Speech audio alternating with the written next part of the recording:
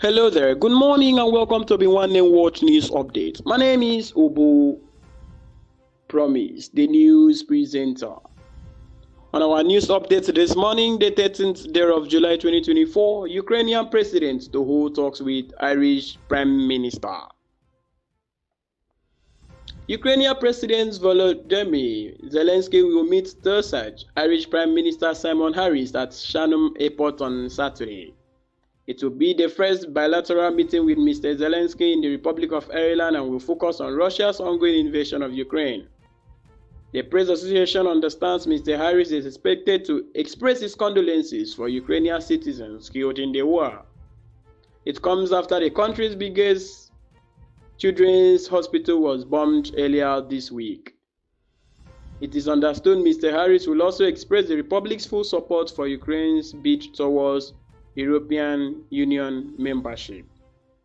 The Thursday will also offer further Irish assistance for thousands of Ukrainian children forcibly relocated to Russia and Belarus and entered into Russia re-education programs since the year the war began.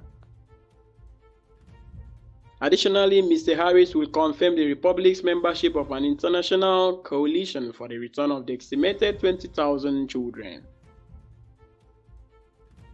5 jailed for Ecuador presidential candidate murder. 5 people linked to one of Ecuador's biggest criminal gangs have been jailed for the murder of presidential candidate Fernando Villavicencio last year. Mr. Villavicencio, a member of the country's National Assembly and an ex-journalist, was shot dead as he left a campaign rally in the capital, Quito, last August. Carlos Angolo, the alleged leader of the Lobos Gaon and Laura Castilla, were sentenced to 34 years and 8 months in prison for directing the hit. 2 men and a woman were handed 12-year sentences by the courts in Quito for aiding a hit squad in the attack. Prosecutors allege that Angolo, widely known as the Invisible, ordered the hit from the Quito prison in which he is detained. He denied the charges, claiming he was being made a scapegoat for the hit. Castilla was left in charge of logistics for the hit. She allegedly supplied weapons, money, and motorcycles to the men to carry out the hit. The others, Eric Ramirez, Victor Flores, and Alexandra Chimbo, were accused of helping the hit squad track Mr. Villavicencio's movement.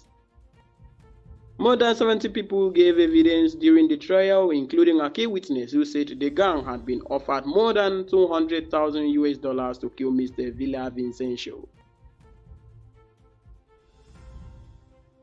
Still on our world news update this morning, action needed to treat Irish language equally. Kelly.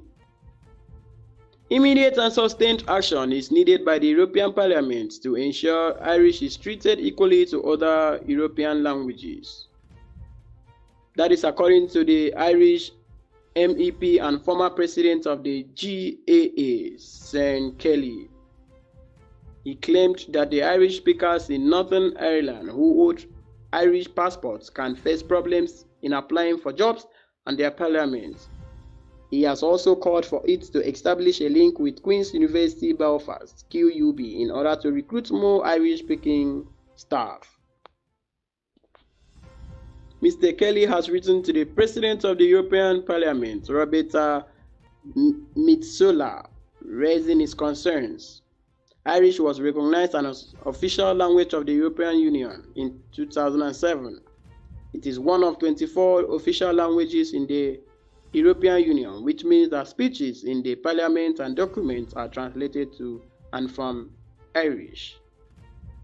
But since then, a shortage of translation staff has meant that the number of European documents translated into Irish has been limited. A European Commission report in 2021 said that European institutions employed 138 Irish speakers, although over half of the jobs were temporary. It said that although Irish translation had increased, recruiting enough Irish-speaking staff was the main challenge to providing full services in Irish. And lastly, on our news updates, Biden avoids further gaffes at Detroit rally. President Joe Biden has delivered a strong speech before a friendly audience at a rally in Detroit, the BBC's Nada Tavik reports. The Democrat has faced intense scrutiny after a series of high-profile gaffes in recent weeks. But in a fiery rally, the 81-year-old told supporters that he can beat former President Donald Trump in November's election. The crowd in Michigan chanted, "Don't you quit," and 4 more years. And with this, we've come to the end of our world news update this morning. A massive thanks for listening to Obinwannem News Hour. Please do ensure to follow Obinwannem media platforms to be updated anytime we come live. My name is still Ubu Promise, Obinwannem News presenter from Akwa Ibom State. Please do have a lovely day. Bye-bye.